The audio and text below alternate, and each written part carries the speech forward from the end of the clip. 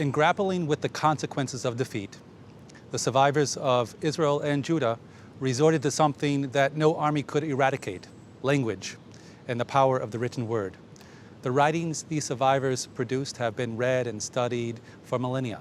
Across the globe, communities of readers, inspired by the Bible's model of community, have established robust and durable identities that could sustain their members in the bleakest of circumstances.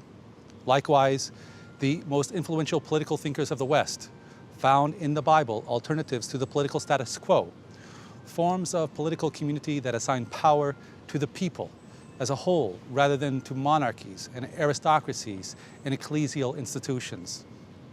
These facts bear witness to the truth of Bulwer Lytton's maxim that the pen is mightier than the sword. It's no wonder that the biblical authors affirm the creative force of language by portraying the divine word speaking the world into existence. And their writings prove that language has the power to create new worlds. The biblical authors were seeking to fashion an unprecedented corporate identity that was able to consolidate and sustain subjugated, dispersed communities. In inventing a people of the book, they were guided by the intuition that disparate groups inevitably coalesce into a unified community as they engage in the reading of a shared text. The efforts of the biblical authors in collecting and editing and expanding these writings resulted in an exceptionally rich corpus of literature which attracted communities of readers and formed them into one people. The Bible's model of peoplehood embraces diversity, an ideal exemplified in the weaving together of competing perspectives. Although the Bible is heavily redacted, it does not speak with a single voice. Instead of one view, the biblical authors set forth a common text. Many communities have drawn inspiration from the Bible's notion of peoplehood when constructing their own corporate identities, even while modifying the conception in several notable ways. Likewise, many have learned from the Bible the role of national scriptures or canons of common literature and the way these canons foster national consciousness.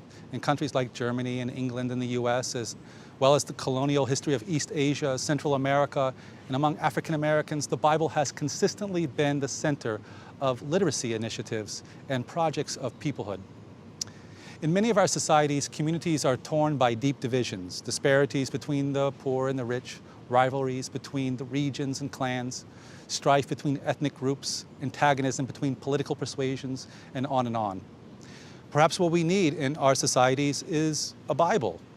Not the Bible, but a canon of shared text, a body of writings that represents our diversity, a corpus of narrative, of poetry, of songs that we and our children and future generations can internalize and draw upon as they engage in public discourse.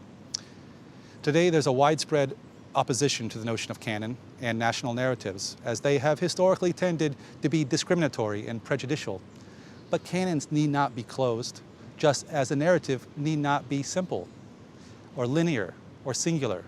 The advantage that canons and collected bodies of writing offer us is that they bring deeper historical dimensions to our societal debates, and they allow us to appeal to a common set of text.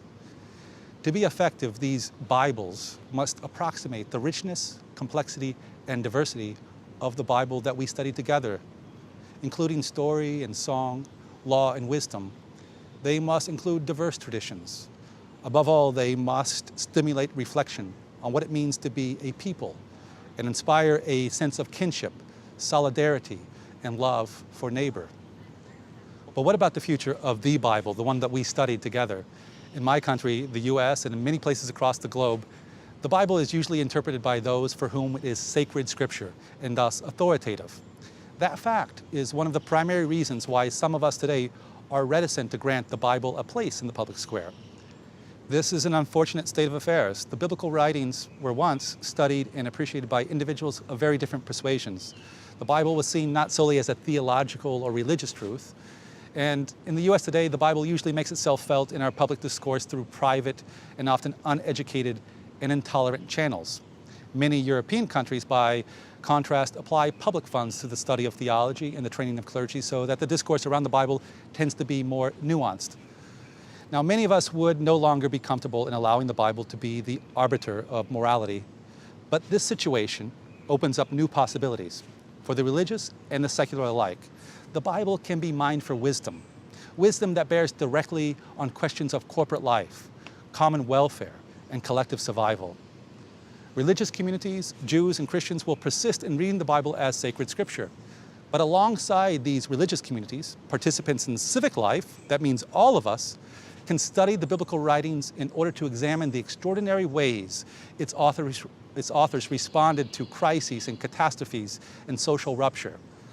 As our societies face great challenges in our future, now economic, military, environmental, social, and demographic challenges, it's all the more necessary that we don't lose sight of the wisdom of our past.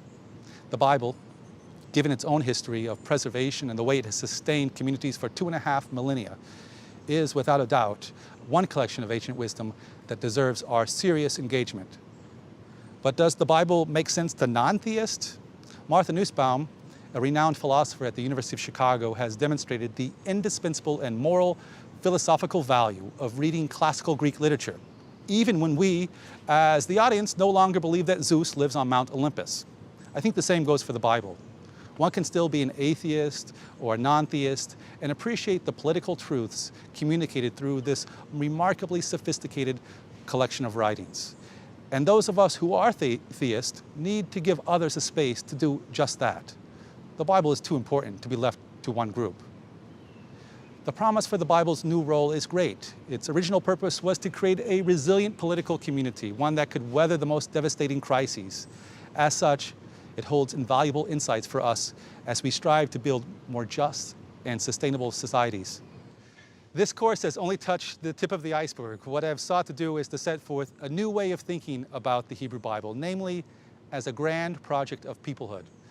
But if nothing else, the one thing that I hope I have achieved is to motivate you to continue to explore this extraordinary body of writings. The preceding program is copyrighted by Emory University.